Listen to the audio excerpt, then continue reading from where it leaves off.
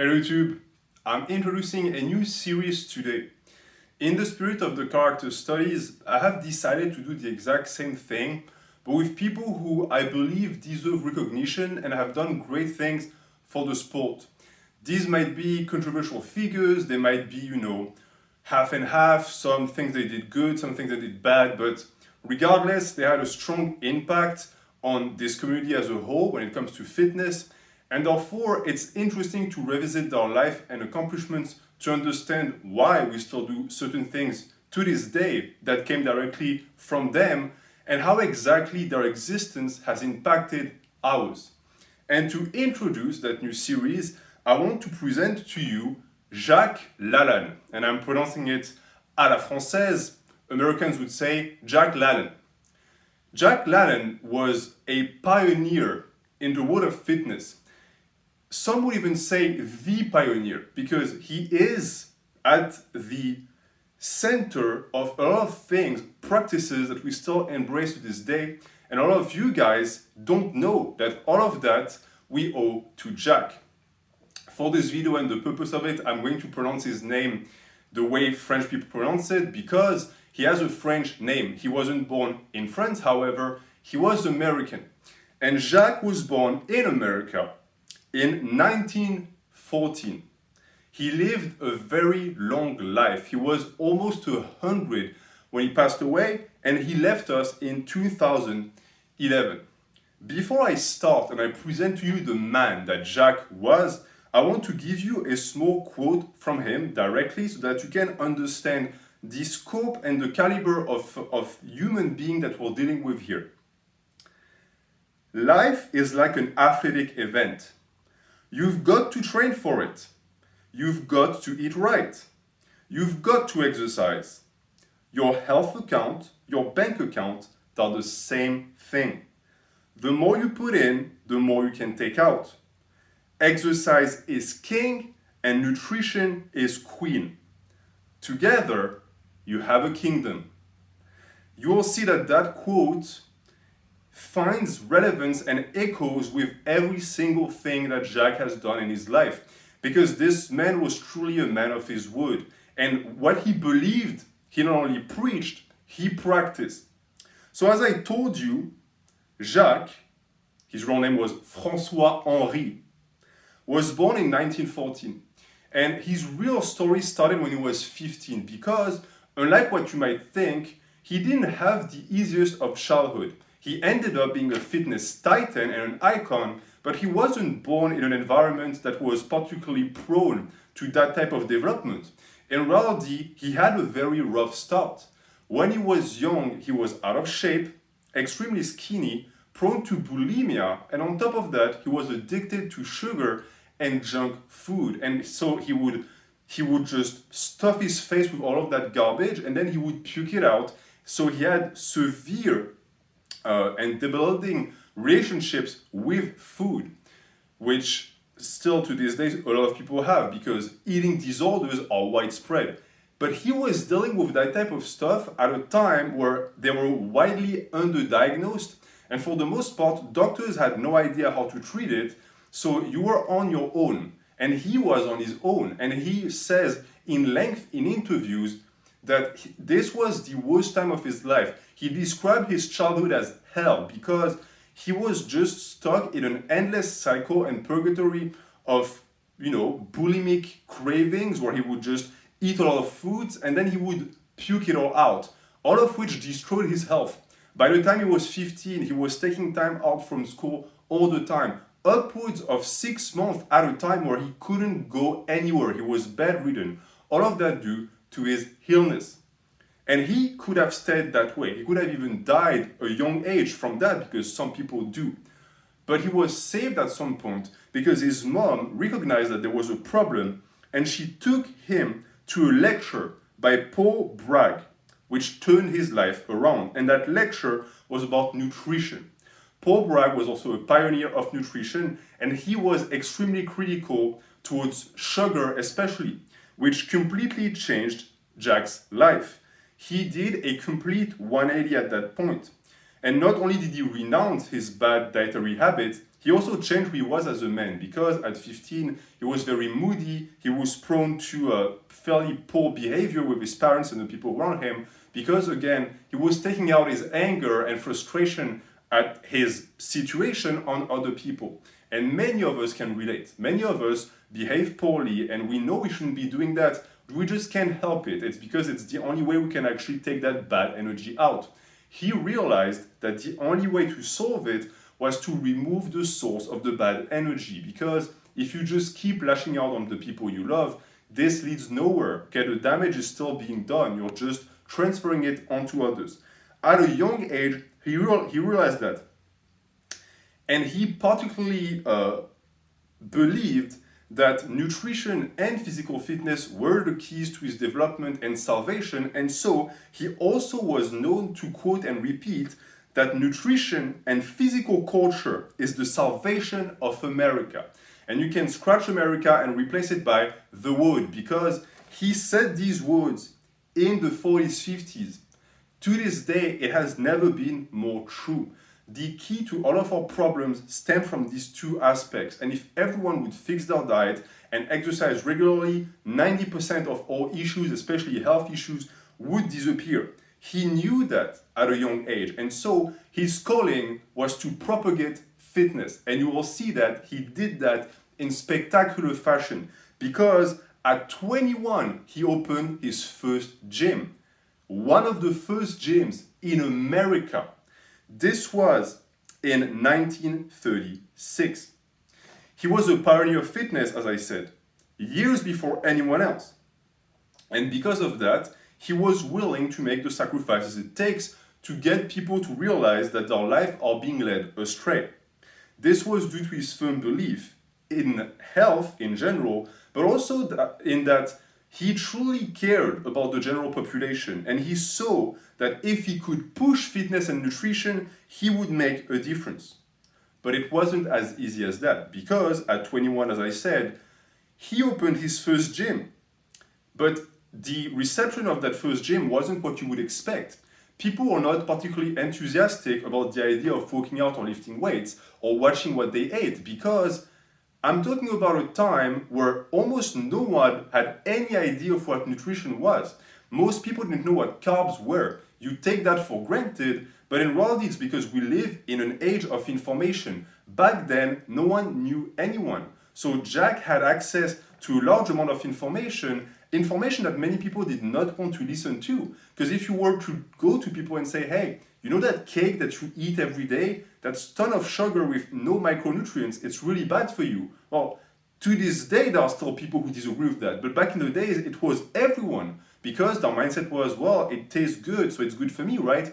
Well, of course not. But keep in mind that he had to deal with that on a daily basis. Imagine the frustration. Imagine the difficulty of going through with that, knowing also that people made fun of him. Meaning that he would approach people and say, hey, I can help you cure your diabetes, I can help you cure your gut issues, and people would make fun of him. They would say, oh no, all of that is ridiculous, you're completely wrong.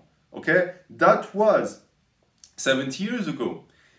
Everything he preached, almost everything he preached, to this day we know was correct. We know has a strong impact on a healthy living.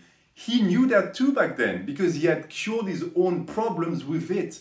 Again, the frustration of knowing that you have the solution, but people won't accept it. He was the first to deal with that.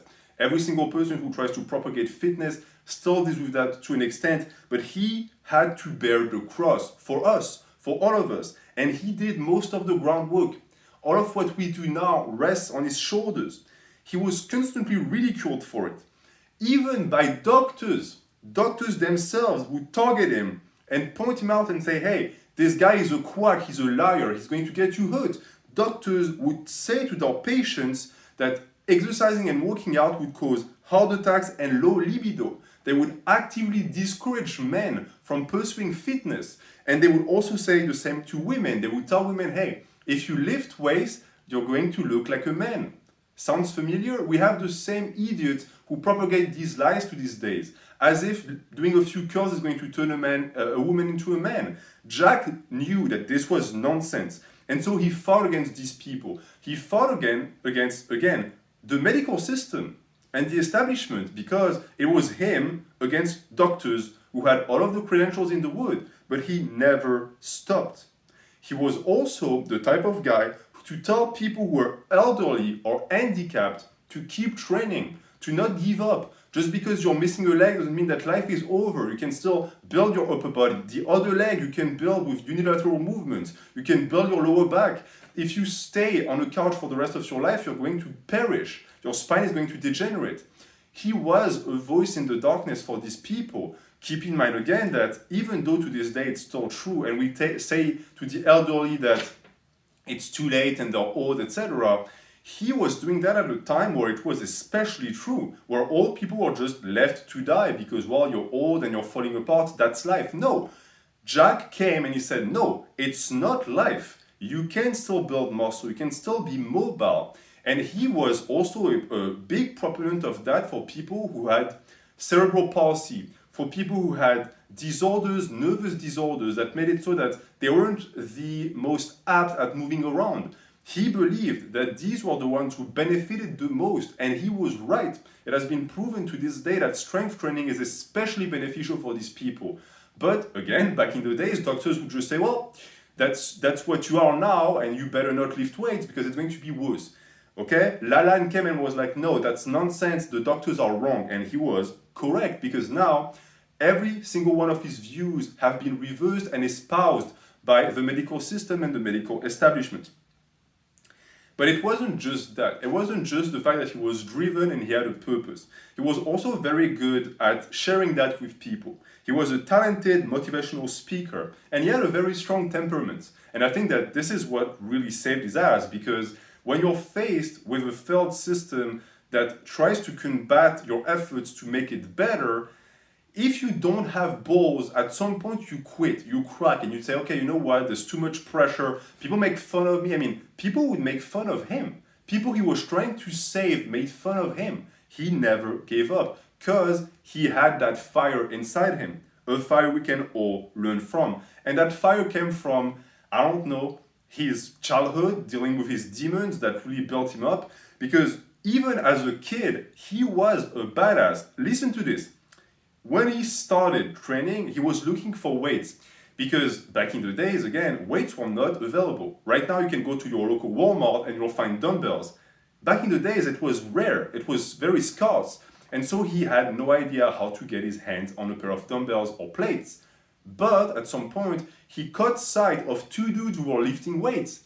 And these guys, to tell you the precarity and the rarity of weights back in the days, these guys would lift weights in a gymnasium, and then they would hide the weights in a room, and they would then lock the room.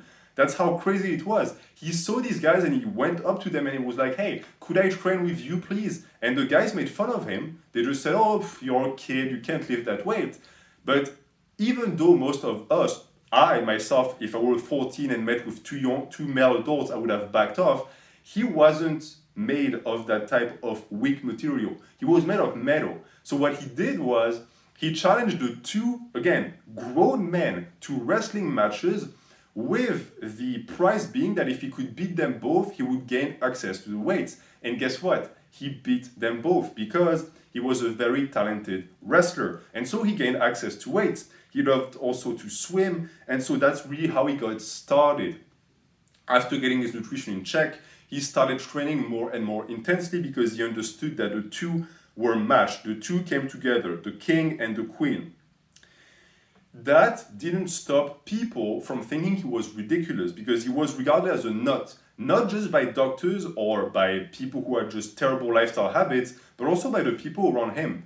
He said in interviews that in school, he was also looked at as being a little bit strange, because he would refuse to engage in drugs, he would refuse to engage in certain types of foods, and he would spend a lot of time developing his body, which back in the days people found to be strange.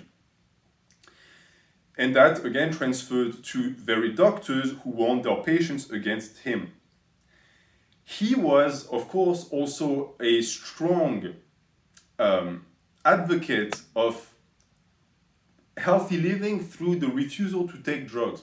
And that also is the reason why doctors hated him so much, is because he was known to point out the drugs that they were prescribing their patients and saying, hey, what you're doing is wrong. You're not really helping them. You're just putting a band-aid on the issue. And that is revolutionary, again, in a sense, because back in those days, drugs were so new and so magical in most people's heads that they just thought that it really worked like that, where you take the pill and your problem is solved and that's it. There's no side effects, there's no problems, and there's the reason why doctors would overprescribe pills all the time. He was the first to call that out. He said that many people turn to drugs to deal with symptoms of ailments instead of fixing the issue, and that still proves true to this day. How many people have bad diabetes and instead of fixing their diet and their exercise regimen, no, they take a pill that lowers the diabetes, that lowers the amount of cholesterol, that lowers their blood pressure, yada, yada, yada. They never actually go to the crux of the issue. Why? Because it's easier to pop a pill than to actually work on yourself. He saw that hypocrisy and he pointed it out with the hope he could save people, even though that made him a target. Because when you take people's excuses away, when you take their easy fix away, you become the villain of the story. But he didn't care. Again, he was willing to bear all of them on his shoulders if it meant making a difference. Another quote I particularly like that he said was, "We look for crutches such as sleeping pills, alcohol, cigarettes, etc." That is in the same vein, right? He is, again, showing you that there were things back in the days that people were abusing to not have to face their problems that we still abuse to this day. How many people, again, take sleeping pills because they can't sleep instead of fixing their sleeping regimen? Then they become addicted to the pills and now they really can't sleep without it because they made their problems worse. LaLanne saw that. And I think that this deserves a round of applause because if he had managed to actually, made the entire world realize he was right, how many people would have had a happy life instead of the life of misery that they had to go through because sadly they were never exposed to the word of Jacques. I hope that you can listen to it and gain knowledge from that. He also attacked processed foods when they were still in their infancy, when it was still getting started, when all of those colorants and edulcorants and bullshit were added to our foods. He saw that and he was like, that's bad. That cannot be correct. Whole foods are the way. What you're doing right now is you're making food more palatable, you're making them look prettier, but it's not good for people's health. And he was, again, 100% on the money on this one. He had an uncanny ability to perceive evil and also to understand how easily this could degenerate. And sadly, again, he was right. Look at processed foods nowadays. Look at the amount of people who eat them and then get sick and die at a young age, or because they have lost contact with health. He was a big proponent of health. To him, processed foods made people physically and mentally sick. He believed that a large portion of mental illnesses are due to junk food, and he was, in a sense, taking that directly from his own experience, because as a young man who should have had no problems and no worries in the world, he was bullied and he was tormented by demons, by his bulimia, by mental problems that were directly linked to his diet, what he was putting into his body. If you're interested, look up his interviews. He discusses in length his bulimia cycles where he would feel like he was stuck in a loop. He couldn't stop eating, then he couldn't stop purging, and he felt like he was not in control. Renouncing these types of foods gave him back the control, a control he was trying to help people regain across the board. We can learn from that too. It's not just the cancers or the gut problems that we deal with processed foods and junk foods. It's also here. Look at the amount of people with depression, with anxiety, with ADD disorder. All of that stuff is, at this point, 40-50% higher than it ever had been. And one is because we overdiagnose, of course, but two, it's also what we eat. If we could solve and we could clean the diet of most people, these issues would go down. The food you eat can make you anxious. The food you eat can make you depressed, because a large portion of people who suffer from these problems are affected by their environments. It's not biological. He understood that. And he is known to also describe that as a stream of H's that seems to encompass us as we get older. He had realized that the more you age, the more pain you feel and the worse you feel, which is not normal. At a time where people were, again, heavily consuming things that they had no idea impacted their health, he had the vision and the foresight to understand also that this would lead to the degradation of old people as they aged, and that this degradation would go back down and down and down. I described that very phenomenon in my boomer video that you can find in the description. This is the same thing, but 8 years ago. LaLanne was already there. He said what I said, that people were going to have a tougher time growing old because of what they put into their bodies, and that they would start to believe it is normal, that the pain is normal, when in reality, it's because of how they are, how they interact with their environment. He also believed that many of our pains and ashes come from lack of physical activity. So it wasn't just the diet, because as I said in the opening quote, he thought that it was truly nutrition and exercise. Exercise being the most important of the two, because he clearly says exercise is king. And that goes out for all of the people who still prone and propose the idea that it's 80% diet. It might be true for certain disorders, but in terms of a healthy living and a balanced life, it's not. For someone like Jacques, he understood that he had to fix his diet first because he was going to die otherwise. But after that, he understood also that lifting and training was the key. It was the centerpiece of it all. And he also prescribed that people with back pain, with elbow pain, knee pain, train instead of just resting and doing nothing. No, you must train, because that is the key to get rid of that. I personally know people who are in their 30s with back pain. You know why? They have weak lower backs. They have weak cores. It has nothing to do with them just having a genetically weak back. Most people with that type of problems have that problem because they're lazy. But they need to be told that. They need to be told that if they actually give an effort, the pain will go away. He was trying to do that back in those days where, again, I'm sure that it must have been even more prevalent. People had absolutely no idea how the body worked, and so someone with a hurt lower back would think, if my lower back hurts, then I better not use my lower back. Wrong. The reason why it hurts is because you don't use it enough. So he prescribed training. And to him, it went beyond that. It wasn't just pains, it was everything. He said that the remedy to high blood pressure, recurrent viruses, tiredness, anxiety, and shortness of breath was working out. And I find myself aligning with everything he says. And I feel a likeness to Jacques because I believe the same thing. For me, when I'm sick, I know that if I go into the gym and I train, I'm not sick anymore. I got rid of it. That the more I train, the stronger my immune system is. That if I don't train, I become anxious, etc., etc. Meaning that the cure to it all has always been lifting weights. He believed the same thing. And so he did it for himself, and he showed that also to others. He had gyms, as I said. He opened a plethora of gyms across the countries, giving people access to a place where they could lift, keeping in mind also that for most people it was very strange. A lot of people did not like the idea of training. And when you add to that the doctors who said that if you're a man and you lift, you're going to get a heart attack, which is so stupid. Like, think about how stupid the doctors were back then and realize that they haven't changed that much.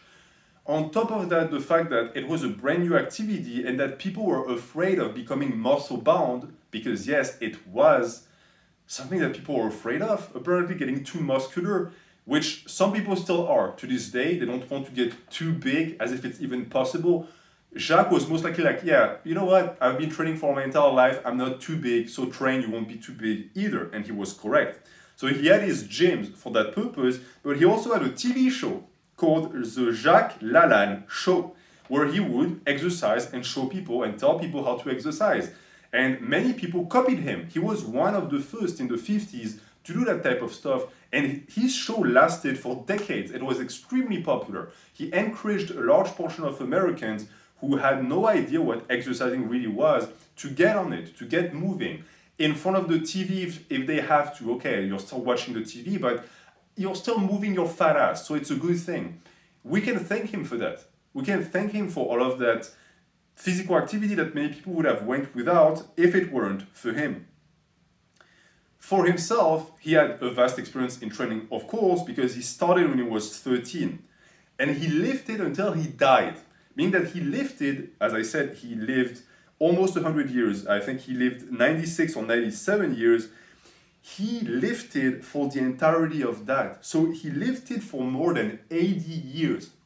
That goes out to all of the dudes who live for 2 years and say, oh, I reached my natural limit, there's no reason to lift anymore. Wrong. That dude did it for 80 years. And he was stronger and the better for it. So stop with your excuses to be lazy and actually train. Not for 3 years, not for 5 years, for the rest of your life. Oh, but at some point I'm going to be too old. Oh yeah, he lifted in his 90s. Weights, okay, not hair squats. He lifted weights in his 90s. You have no excuse. And as I said also, he started in a shitty background with no one to show him the way. He found his own way. He started fucked up like this. He was a skeleton, puking the food he ate. He was a hard gainer. He still made it. And I think that this is why I like him so much too. He is a role model because he's imperfect, because he started from a place of, impurity and in a sense at a very low level, and he still made it. He still inspired millions, and I hope that he inspires you too. So that was for the training. He would train using only supersets, another thing that I have in common with him, and he went to failure in every single session. So he was really the start of the curve. He was ahead of the curve. Not only did he understand that waiting in between exercises for the most part is a waste of time, he also understood that to grow, you have to actually challenge the muscle. You have to go to failure. So he would go to failure every single time. At a time again where this wasn't well known, right? We're talking about the 40s and 50s here. YouTube Fitness didn't exist back then for the people who don't know. And still to this day, it blows my mind that there are people on YouTube Fitness who still question the importance of going to failure. Jacques did it 60, 70 years ago. I think we have it completely solved. I think we're good. We can move on now. He also did it for 2 hours every single day. So he was a proponent of high frequency, high intensity with high cardiovascular engagement and going to failure every single time. He, and this probably is my favorite part about the guy, he refused to die because he wanted to prove his methods worked. So keep in mind this thing, the guy existed his entire life as a badass for the sole purpose of inspiring others, where he would wake up and think, okay, today is not a good day to die, I still have work to do. And so he did every single day. He literally refused to die young because he wanted people to embrace what he did. Because of course, if you preach that type of healthy living and then you die when you're 65, people are going to point that out. He lived until he was 96. So at the end of the day, he won it all. He was proven to be correct in his endeavor. And he did that for all of us. I don't think he did that for his own sake, just to be able to brag and say, oh, look how great I am. I don't think he cared about that. He wanted to show you that it worked so that you would do it as well. Because he truly followed his own methods and he also practiced what he preached, which is very rare nowadays, and I especially appreciate. And just for a little bit of fun, as I said, he died when he was 96. He trained up until the day of his death, and he was quoted to say that he fucked until his death, meaning that he and his wife still had normal sexual relationships way into his 80s and 90s, which most people don't. And also, think about all of these doctors who said, oh, you're going to kill men's libido. Like, the dude banged away into his 90s. Most dudes in their 60s, their dick is like this. It's all floppy. You know why? Because they don't train. They're not anabolic anymore. Training makes your libido skyrocket. And he knew that because, well, he got the benefits himself. When it comes to his grand plan, and also more about the man and his ideologies and the way he led his life, he believed in the evils of sugar and meat. Because Paul Bragg was also the same way. He believed that sugar and meat were bad for humans. Now, let's not start this debate about meat is good, meat is bad. It's not the question here. What the question is whether or not LaLanne was correct in his assessment back in the days. And I would say that he was. Because back in the days, people were starting to get access to a large amount of animal products of lower and lower qualities, and he saw it as a problem because people were getting sick off of it, off of all of the sugar as well. So he preached reducing that to a minimum and even going vegetarian if possible, because Jacques was completely vegetarian. He mostly ate veggies, as I said, and he added fish, eggs, and fruits to the mix. So ahead of the curve again, because you have a lot of people nowadays who are trying to start that type of thing, that type of, healthier dietary approach that some people disagree with. He was doing that, and he was showing to people that it worked because he lived happy and he lived healthy for a long, long time. When it comes to what he ate, he only ate 2 meals a day, which is very minimal. And his breakfast, for example, was a few hard-boiled eggs, broth, oatmeal, and fruits. And I find it refreshing because it's connecting us to a simpler time, a time where bodybuilders, because he was into bodybuilding as well, he wasn't just a kick-ass wrestler, were eating like normal humans, but just better, meaning that they would look at their micros and macros, they would look at their calories, and then they would stick to that. None of the massive plate of rice, none of the chicken and broccoli 6 times a day. All of that stuff was brought forth by steroid users. Back in the days, they didn't have to do that because if you're natural, diet is really not that hard. It's not the hassle that many people present it as. And again, I connect with the dude because that's how I eat. I eat 2 times a day, I eat very small amounts, and I'm happy with my 2,000, 2,200 calories a day. He was even more advanced, as I said, because he completely renounced animal products. Some people might think that it's not beneficial for muscle gains. I think he proved that it's not true. And it's also why I like him so much.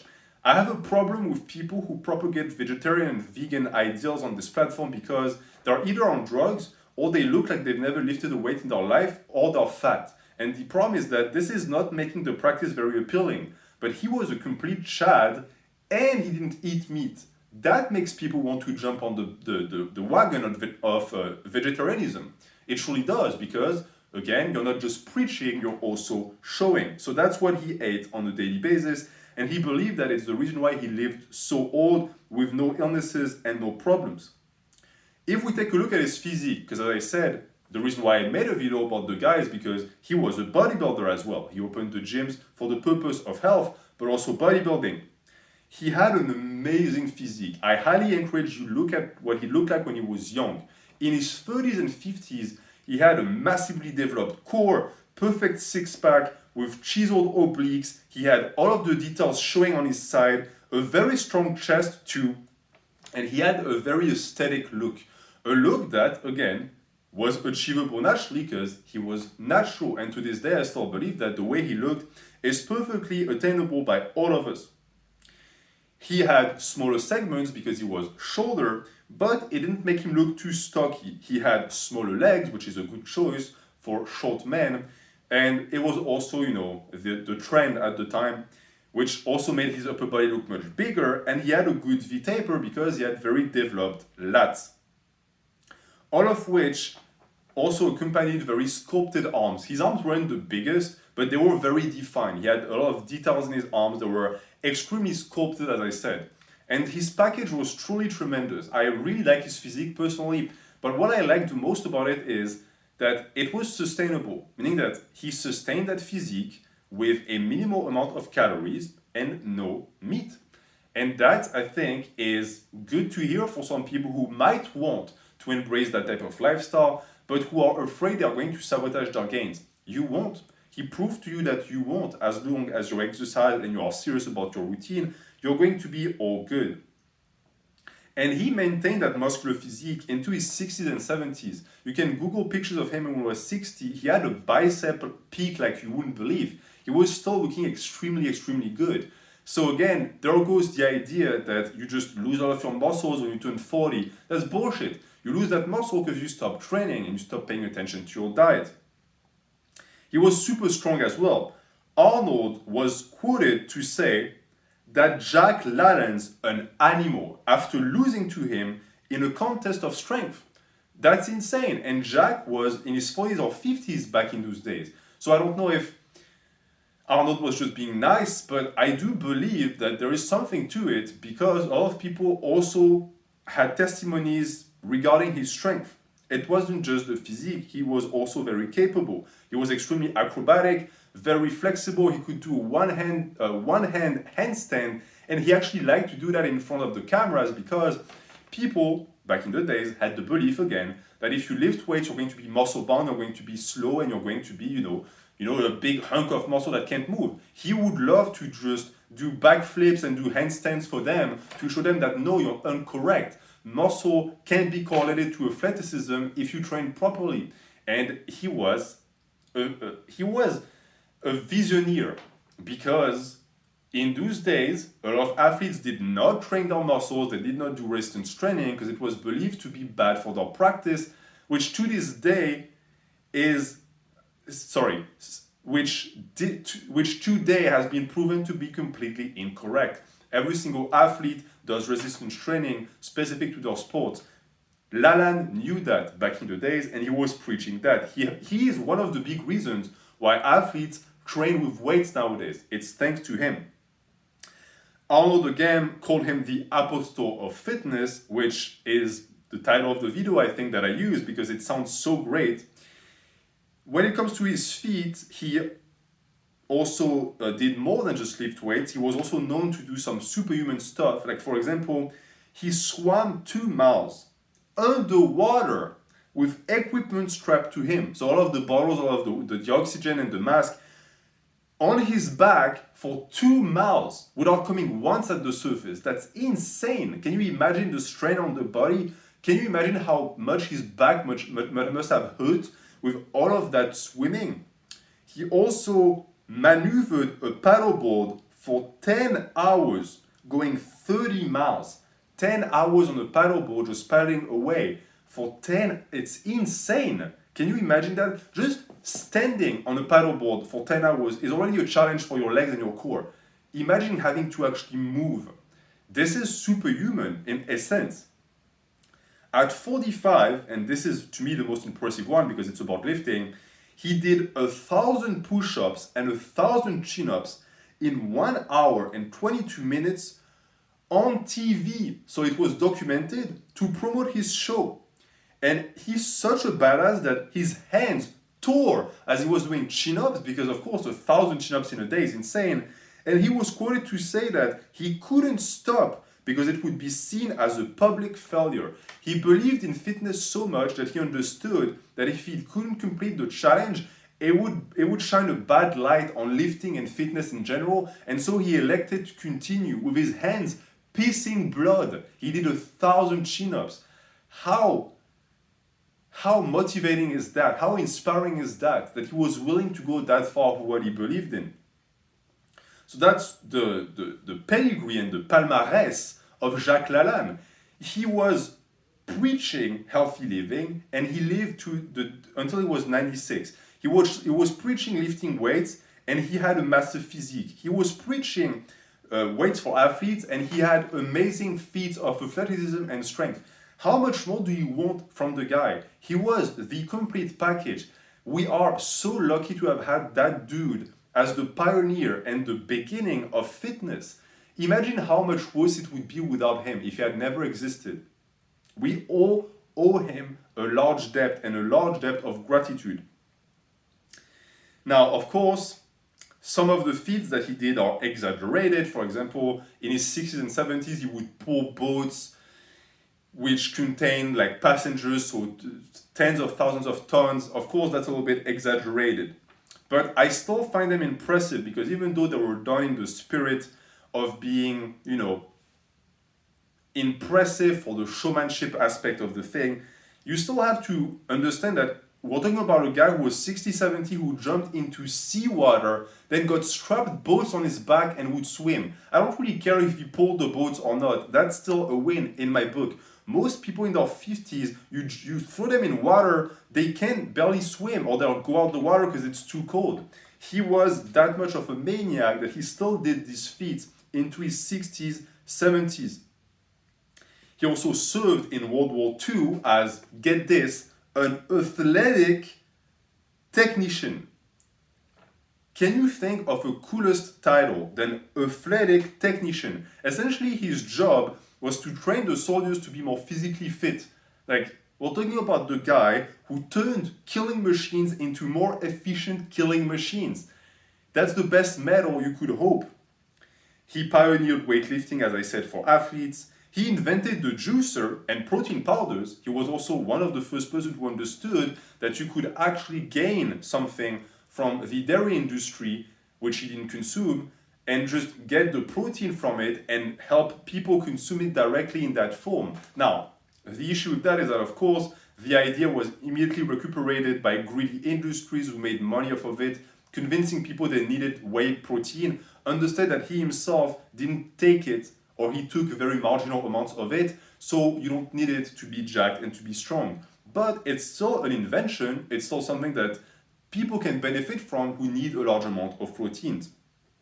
The juicer is also in the same vein. Yes, it's a little bit of a meme and a gimmick, but he did that because he understood that many people needed to be given something easy and quick, or else they would never actually improve their life. He knew that a lot of these fatsos eating cake all day needed to be told, hey, you can just put a few fruits in the juicer and then drink it. You don't have to eat them. And at least they would get in some vitamins and some minerals.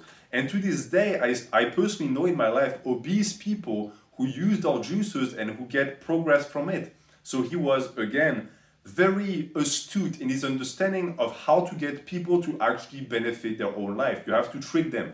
You have to do things that are going to be easy to do so that they don't actually get lost and then get discouraged.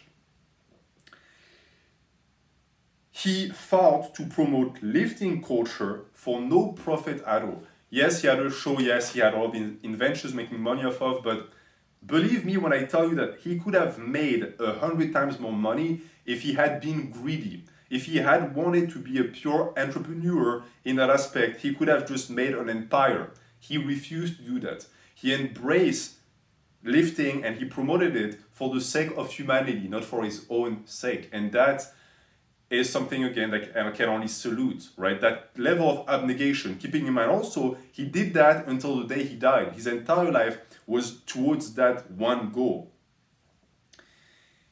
And when he died, finally, which he died of pneumonia, his last act was to refuse to see a doctor because he didn't want to die on a bed. He wanted to die standing. And he is known to have trained the day before his death. So with pneumonia, the day before he passed away, he was banging weights, he was lifting. This is the way to go. In my opinion, if I could pick one day to die, it would be that way. And to me, it also shows that, for the people who have watched the Boomer video, you know how I feel about this. It shows to me that he was true to his convictions until the day he died. When old age came, he didn't let weakness overcome him. He fought through it all. He believed in what he said and he lived it. And this is the best way to be a shining example, is to actually live, is to actually show. And he did that. He lived strong. That man, Jacques LaLanne, is an animal for sure. And I'm going to leave you with, personally, my favorite quote, and again, something that, just like with the opening quote, encapsulates the man, and I hope it can inspire you as much as it inspired me. I don't want to be a burden on my family. I need to live life. And I would hate dying. It would ruin my image. Jacques, mon ami, your image wasn't ruined, and to this day it still shines in the pinnacle of fitness as a living example we can all follow and learn from. Thank you. Have a good night.